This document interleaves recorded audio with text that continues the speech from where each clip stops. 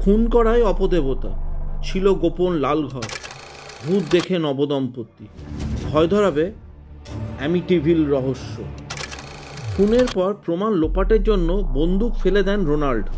পুলিশের দাবি পরপর 9টি গুলি চালিয়েছিলেন তিনি। প্রতিবেশীদের জিজ্ঞাসাবাদ করায় জানিয়েছিলেন খুনের রাতে কুকুরের ডাক ছাড়া অন্য কোনো শব্দই শুনতে পাননি তারা। 70-এর দশকে প্রকাশিত সেই বইয়ের পাতায় পাতায় রহস্য, অলৌকিক ঘটনার বিবরণ। কম সময়ের মধ্যে বইয়ের প্রচার হতেই সেই কাহিনী অবলম্বন করে বড় পর্দায় তৈরি হলো একাধিক হলিউডি ছবি। অ্যামিটিভিল এর ভূতের বাড়ি ঘিরে আজও ঘনিয়ে রয়েছে রহস্য। কেউ বলেন সেই বাড়িতে রয়েছে অপশক্তির ছায়া, কারো মতে সবটাই গুজব। আমেরিকার ম্যানহাটন থেকে পূর্ব দিকে লং আইল্যান্ডের দক্ষিণ উপকূলে ছোট্ট একটি শহর অ্যামিটিভিল। শহরটি ছোট হলেও এলাকাটি ছিল বিলাসবহুল, শান্তিপ্রিয় লোকজনের বসবাস সেখানে। অপরাধের সংখ্যাও প্রায় শূন্য, তবুও সেখানে ঘটে এমন কিছু তথাকথিত অলৌকিক ঘটনা যা আজও মানুষের মনে ভয়ের সঞ্চার করে। সময়টা হলো 1974 সালের 13ই নভেম্বর। ঘড়িতে তখন রাত 3:15। চারদিক অন্ধকারে ডুবে রয়েছে। সেই সময় অ্যামিটিভিলের 112 ওশান অ্যাভিনিউর বাড়ির বেসমেন্টে বসেছিলেন 23 বছরের তরুণ রোনাল্ড ডিফিও। পরিবারের বাকি সদস্যদের খুনের অপরাধে গ্রেপ্তার হন রোনাল্ড। অ্যামিটিভিলে সেই বাড়ির সামনে হোর্ডিংয়ে লেখা ছিল হাই হোপ, বাংলায় যার অর্থ উচ্চাকাঙ্ক্ষা। সেই বাড়িতে রোনাল্ড ছাড়া থাকতেন তার বাবা মা, 2 ভাই এবং বোন। পুলিশ সূত্রে খবর, রোনাল্ডের পরিবারের সকলে যখন ঘুমোচ্ছিলেন তখন সকলকে গুলি করে খুন করেন তিনি। পুলিশ জানায় রোনাল্ড তার মাকে মাথায় গুলি করেন, তার বাবার পিঠে গুলি চালান। 2 ভাই মার্ক 12 বছর এবং জন 9 বছর যখন ঘুমিয়েছিলেন তখন দুজনকেই খুন করেন তিনি। তারপর 13 বছরের বোন অ্যালিসনের বেডরুমে ঢুকে গুলি চালিয়ে তাকে খুন করেন রোনাল্ড। জিজ্ঞাসাবাদের সময় রোনাল্ড জানান তিনি যখন বেসমেন্টে বসেছিলেন তখন এক অপদেবতার ছায়ামূর্তি তার হাতে বন্দুক ধরিয়ে দেয়। পরিবারের সকলকে খুন করার নির্দেশ দেয় সে। রোনাল্ড যখন যেভাবে খুন করেছেন তার সবই নাকি সেই অপদেবতার নির্দেশ মেনে, এমনটাই দাবি করেন রোনাল্ড। খুনের পর প্রমাণ লোপাটের জন্য বন্দুক ফেলে দেন রোনাল্ড। পুলিশের দাবি পরপর 9টি গুলি চালিয়েছিলেন রোনাল্ড। প্রতিবেশীদের জিজ্ঞাসাবাদ করায় তারা জানিয়েছিলেন খুনের রাতে কুকুরের ডাক ছাড়া অন্য কোনো শব্দই শুনতে পাননি তারা। পুলিশ যখন ঘটনাস্থলে পৌঁছয় তখন দেখা যায় যে সারা ঘরে ভন ভন করে মাছি উঠছে। শুধু তাই নয়, বাড়ি থেকে বিকট দুর্গন্ধও পান পুলিশ কর্মীরা। 14ই নভেম্বর রোনাল্ডকে গ্রেপ্তার করে পুলিশ। বিচারে যাবজ্জীবন কারাদণ্ড হয় রোনাল্ডের। নিউ ইয়র্কের একটি জেলে বন্দী ছিলেন তিনি। খুনের ঘটনার পর বাড়িটি ফাঁকা পড়ে থাকায় রিয়েল এস্টেট কর্মীরা তা বিক্রির চেষ্টা করতে থাকেন। সেই সময় লুৎস পরিবারের পছন্দ হয় সেই বাড়িটি। খুনের ঘটনার সম্পর্কে প্রথমে অবগত ছিলেন না লুৎস দম্পতি। বাড়ি কেনার সিদ্ধান্ত নেওয়ার পর রিয়েল এস্টেটের কর্মীদের কাছে ঘটনার কথা জানতে পারেন তারা। তবুও সিদ্ধান্তের বদল হয়নি তাদের। বস্টনে এয়ার ট্রাফিক কন্ট্রোলার পদে বহুদিন ধরে কাজ করতেন জর্জ লুৎস। চাকরির সময় তার পরিবারের এক সদস্য মারা যান। উত্তরাধিকার সূত্রে পারিবারিক ব্যবসার মালিকানা পান জর্জ। চাকরি ছেড়ে ব্যবসা সামলাতে লং আইল্যান্ডে যেতে হয় জর্জকে। ক্যাথি কর্নস নামে এক তরুণীর সঙ্গে আলাপ হয় জর্জের। বিবাহ বিচ্ছিন্না ছিলেন ক্যাথি। 9 বছরের ড্যানিয়েল, 7 বছরের ক্রিস্টোফার এবং 5 বছরের মিসি। 3 সন্তান ছিল ক্যাথি। রেস্তোরাঁয় খাবার পরিবেশন করে উপার্জন করতেন তিনি। জর্জের সঙ্গে সম্পর্কে জড়িয়ে পড়ার পর বিয়ের সিদ্ধান্ত নেন তারা।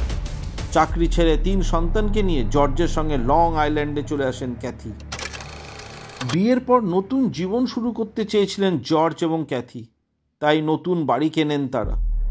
অ্যামিটিভিলের বাড়িটি সেই সময় $80,000, ভারতীয় মুদ্রায় বর্তমানে যার পরিমাণ 67,84,512 টাকা খরচ করে আসবাবপত্র সমেতই কেনেন লুৎস দম্পতি। হ্যারি নামের একটি কুকুরকেও পোষেন তারা। অ্যামিটিভিলের বাড়িটির সঙ্গে নানা কাহিনী জড়িয়ে রয়েছে শুনে জর্জকে হাউস ব্লেসিং করানোর জন্য নির্দেশ দেন জর্জের এক বন্ধু। বন্ধুর কথা মতন ফাদার বে পোকোরারোর সঙ্গে যোগাযোগ করেন জর্জ। 1975 সালের 18 ডিসেম্বর নতুন বাড়িতে প্রবেশ করেন লুজ দম্পতি। তার আগে হাউস ব্লেসিং সারতে পৌঁছন রে, কিন্তু বাড়ির শুদ্ধিকরণ প্রক্রিয়া করার সময় চমকে ওঠেন তিনি। রোনাল্ড তার দুই ভাই মার্ক এবং জনকে যে ঘরে খুন করেছিলেন সেই ঘরটিকে সেলাই ঘর হিসেবে সাজিয়ে তুলেছিলেন ক্যাথি। বাড়ির অন্য ঘরগুলি ব্লেস করে যখন সেই ঘরে রে ঢোকেন তখন আঁতকে ওঠেন তিনি। ঘরটি স্বাভাবিকের তুলনায় অত্যাধিক ঠান্ডা এবং ঘর ভর্তি মাছি। ঘরে হোলি ওয়াটার ছেটাতেই নাকি এক দানবিক কণ্ঠস্বর শুনতে পান রে। অনবরত সেই কণ্ঠ রেকে বলে যাচ্ছিল, এই ঘর থেকে বেরিয়ে যাও। এক দৌড়ে সেলাই ঘর থেকে নিচে নেমে যান রে। আসল ঘটনা লুজ দম্পতির কাছে গোপন করে যান তিনি।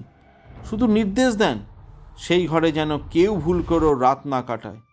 নিজের বাড়িতে ফিরেই সাংঘাতিক জ্বরে ভুগতে শুরু করেন রে। কিছুদিন পর জ্বর সেরে গেলেও ওই বাড়িতে না যাওয়ার সিদ্ধান্ত পাকা করে ফেলেন তিনি।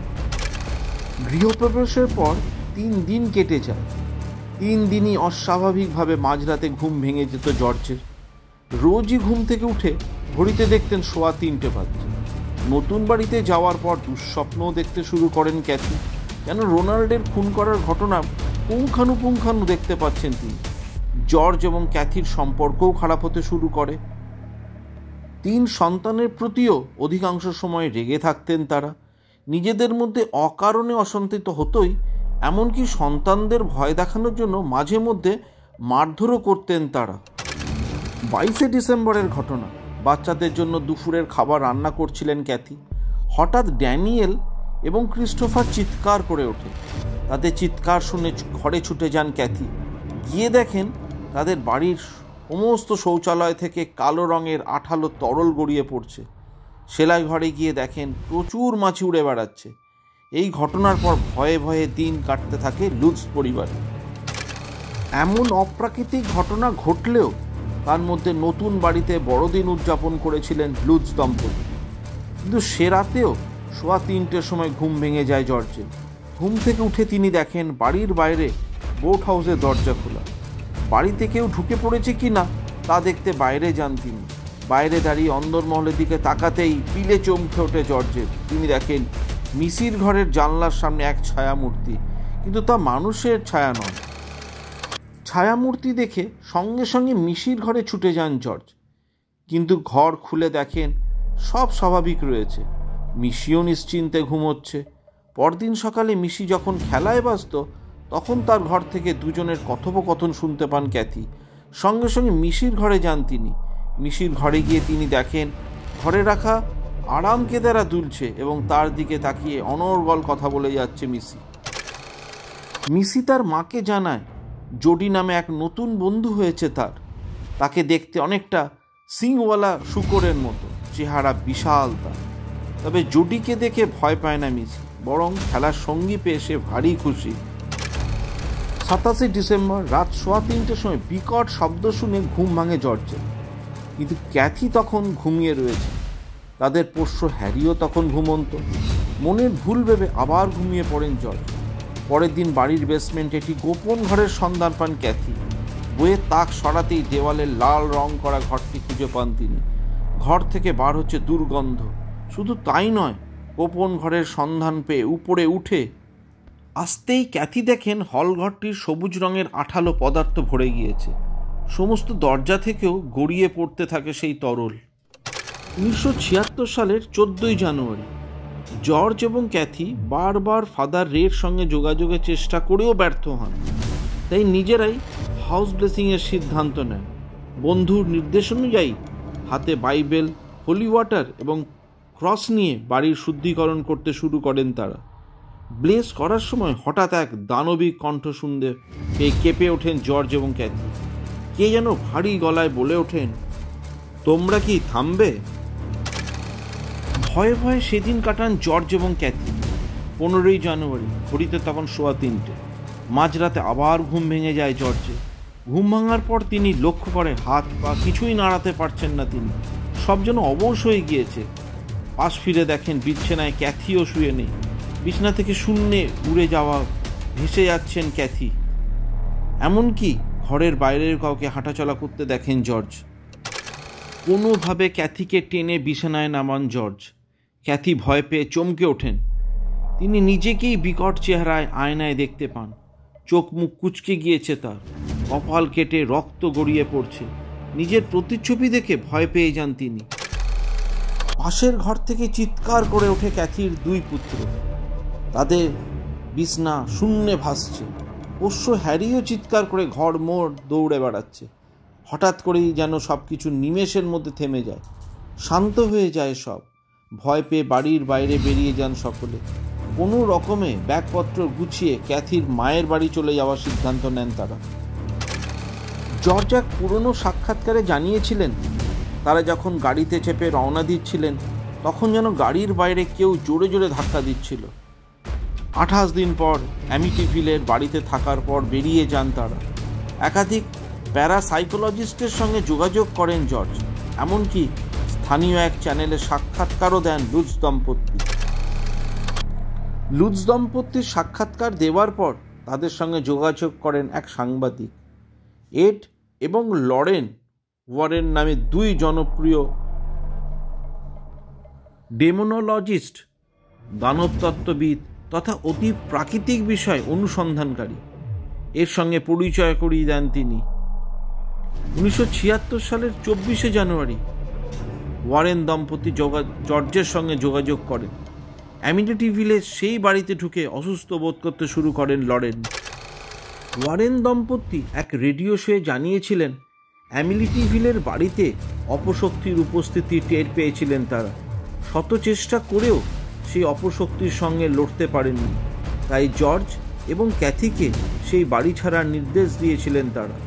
লরেলের মতে অ্যামিটিভিলের সেই বাড়িটি নাকি আমেরিকার ভুতুড়ে বাড়ি তালিকায় শীর্ষস্থান দখল করে।